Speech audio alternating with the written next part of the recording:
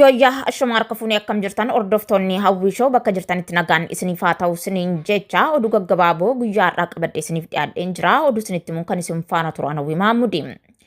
Gama oduu keenyaatti darbuun duratti kanneen Hawi Show tuubiif haaraa taatan subscribe gochuun akkasumallee mallattoo bilbilaa sana tuquudhaan akka viidiyooleen hundumtuu isin qaqqabuu fi wantootni haaraan nuti gallakkifnu akka isin bira ga'u taasisuudhaan akkasumallee viidiyoo keenya like gochuun eegaltanii hanga xumuraatti akka nu waliin turtan kabajaan isin affeerra.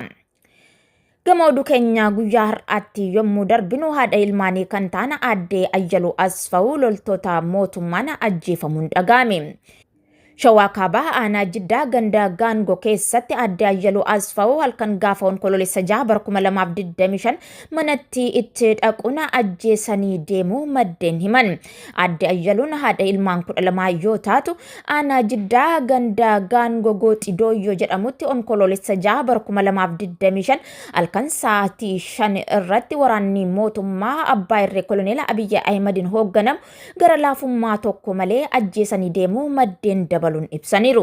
Sababni ajjeechaan kun irratti raawwatameefis ilmaan kee lamatu miseensa waraana bilisummaa Oromoo ta'ee nu ajjeesaa jira jechuun gara jabummaan rasaasa itti roobsanii ajjeesuu himaniiru. Ajjeechaan namoota nagaa golee oromiyaa keessatti hammaatee itti fufuun tibbanuma darbe kana abbaa amantaa kan ta'anii fi qabsoo bilisummaa Oromoo keessatti qooda olaanaan kan beekaman Sheeggunjaa Roobalee mana hidhaatii baafamuun rashanaman. Jaarsa biyyaa abbaa amantaa fi sabboonummaa kan qaban Sheeggunjaa Roobalee godina Arsii aanaa Martiitti mana hidhaatii baafamuun erga ajjeefamanii booda reeffa maatiin akka hin awwaallannee fi gaddaa akka hin teenye dhorkamuu maddeen himaniiru. Gama oduu keenya gaggabaaboo xumuraatti yommuu darbinu Ertiraa fi TPLF wal ta'anii waraana natti banuufi jechuun Itiyoophiyaan himachuun gabaafame. Ministeerri dhimma alaa Itiyoophiyaa mootummaan Ertiraa fi addi bilisa baasaa uummata Tigraay TPLF walooma cimdoo jedhu ijaarrachuun waraana Itiyoophiyaa irratti banuuf jedhu jechuun himattee jirti. Onkololeessa 2 bara 2025 xalayaa barreeffame barreessaa gamtaa mootummoota Antooniyoo Guutereesiif dhiyaataniin ministeerri dhimma alaa Itiyoophiyaa Geediyoos Ximootewoos waloomni mootummaa Ertiraa fi TPLF ijaarratan ji'oota darban kana dhugummaan mul'ataa jira jechuun waloomni qaamoleen lameen kun ijaarratan lola Itiyoophiyaa irratti jalqabuuf jedha jechuun ibsan. Kana malees qaamoleen lameen walooma ijaarratan jedhan kunneen hidhattoota warreen akka faannoofis maallaqa dhiyeessuu qindeessuu fi kallattii kennuu fi keessatti harka qaban jechuunis rakkoon nagaa akka babal'atuuf hojjetamaa jira jechuun dubbatan. Akka xalayaan kun jedhutti walitti dhukaasa dhiyeenya naannoo Amaaraa magaalaa Waldiyaa to'achuuf taasifame irratti mootummaan Ertiraa fi TPLF hirmaatanii jiran jechuun ibsaniiru.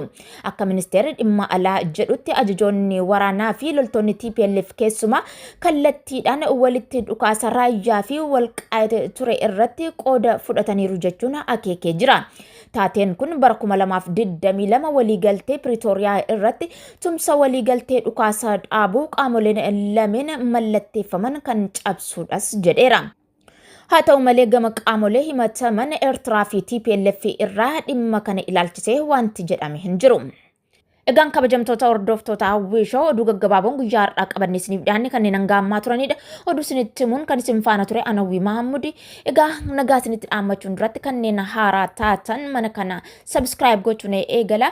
Oduudhaan alatti illee wantoota barsiisoo fi bashannansiisoo ta'an qabannee isiniif dhiyaachuudhaan kan isin bohaarsinu, isin barsiisnuu fi isin bashannansiisnu ta'a.